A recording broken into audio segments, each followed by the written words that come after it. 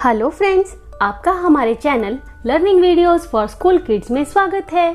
आज हम नैतिक शिक्षा क्लास 4 के पाठ नंबर 8 व्याकुल श्रीधर के प्रश्न उत्तर करेंगे। पिछले वीडियो में हमने इस पाठ को पढ़ा था।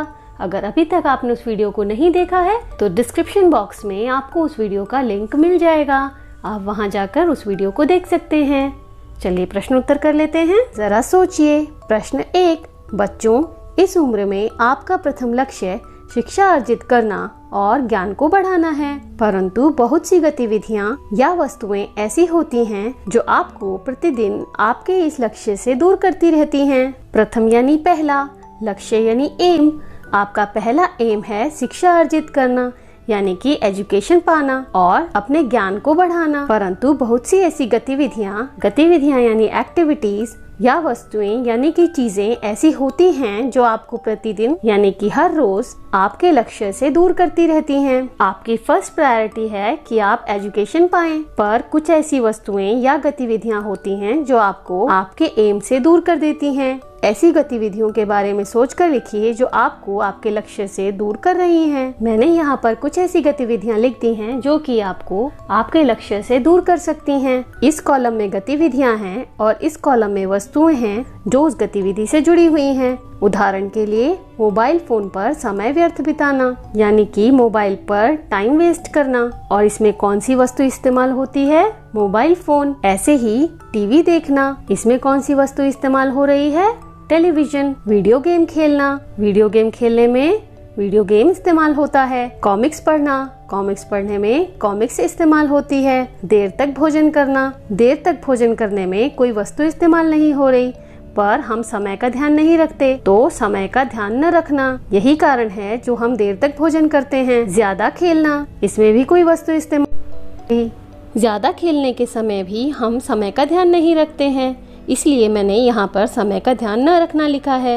यह था पेज नंबर 54। अब हम पेज नंबर 55 करेंगे।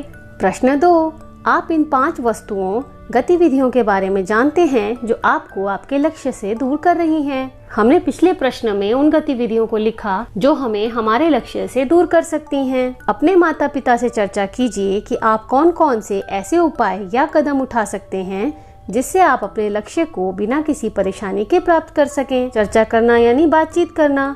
हमें अपने माता पिता से बातचीत करनी है कि हम ऐसा कौन सा उपाय अपनाएं जिससे कि हम अपने लक्ष्य से दूर न हो जाएं। इन प्रयासों और उपायों के बारे में विस्तार से लिखिए। इसका उत्तर हमने पाठ के आधार पर दिया है। इसका उत्तर है, हमें अपने कामों के लिए एक समय सारणी बनानी चाहिए। समय सारणी यानी टाइम टेबल। हमें एक टाइम टेबल बनाना चाहिए कि हमें कौन सा काम पहले करना है और कौन सा काम बाद में करना है। जब भी हम टेलीविजन देखते हैं, मोबाइल फोन पर कुछ देखते हैं, कॉमिक्स पढ़ते हैं या वीडियो गेम खेलते हैं, तो उसका समय निश्चित करना चाहिए। हमें टाइम डिसाइड करना चाहिए कि हमें कितनी देर टीवी देखना है या कितनी देर मोबाइल फोन इस्तेमाल करना है। समय बहुत कीमती होता है, इसलिए हमें समय बर्बाद नहीं करना चाहिए। अगला प्रश्न कर लेते हैं।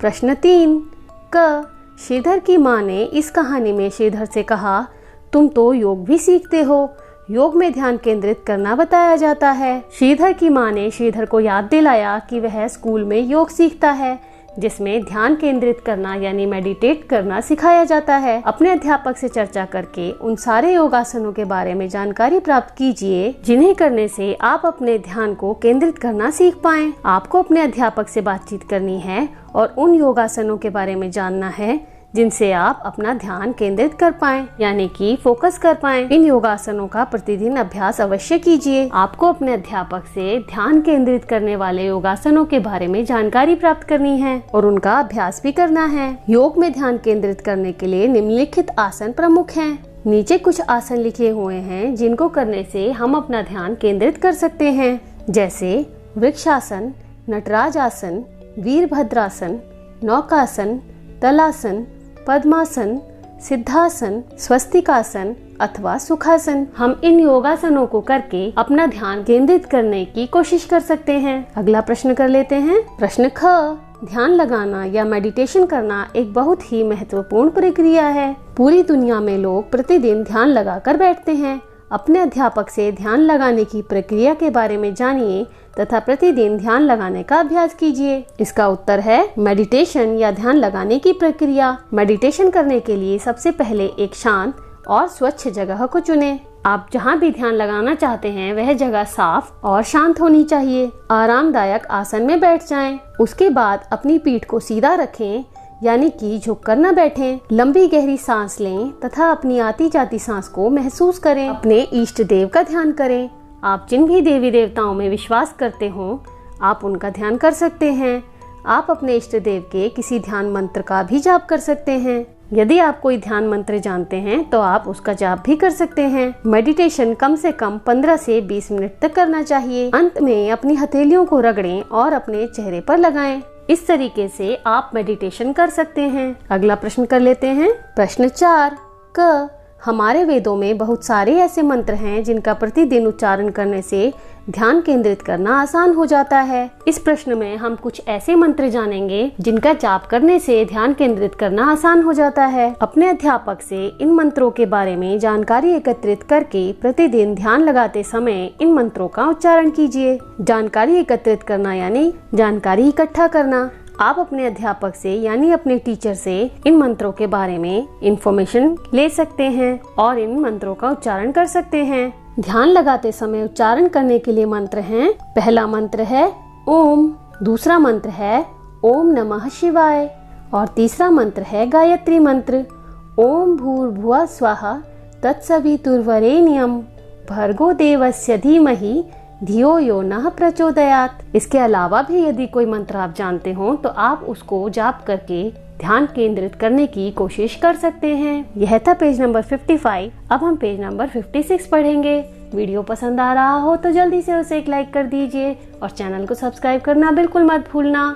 अब हम पेज नंबर 56 करेंगे। प्रश्न ख माना जाता है कि खेलकूद या व्यायाम करने से किसी भी कार्य पर ध्यान केंद्रित करना आसान होता है। अपने खेलकूद के अध्यापक से इस पर चर्चा करके जानने या समझने का प्रयास कीजिए कि शारीरिक परिश्रम करके एकाग्रता कैसे बढ़ाई जा सकती है। खेलकूद या व्यायाम यानी कि एक्सरसाइज करने से भी हम ध्यान केंद्रित कर सकते हैं। तो अपने खेलकूद के अध्यापक यानी कि अपने गेम्स टीचर से हम यह जानने की कोशिश कर सकते हैं कि शारीरिक परिश्रम यानी कि फिजिकल एक्टिविटी से हम एकाग्रता को कैसे बढ़ा सकते हैं। प्राप्त जानकारी का वर्णन अपने शब्दों में लिखिए। यहाँ आपको लिखना है कि हम खेलकूद, व्यायाम या फिर शारीरिक परिश्रम से अपनी एकाग्रता को कैसे बढ़ा सकते हैं। इसका उत्तर है खेलकूद, व्यायाम अथवा शारीरिक परिश्रम करके भी हम अपनी एकाग्रता को बढ़ा सकते हैं। व्यायाम में हम योग करके अपनी एकाग्रता को बढ़ा सकते हैं। योग भी व्यायाम ही है, तो हम योग करके अपनी एकाग्रता को बढ़ा सकते हैं।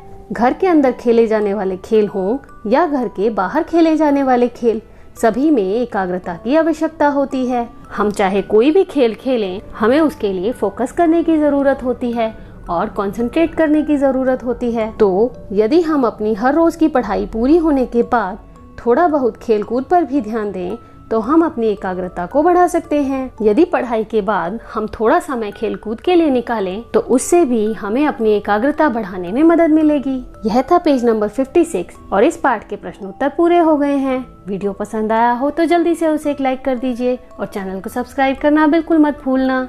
Thanks for watching. Bye bye.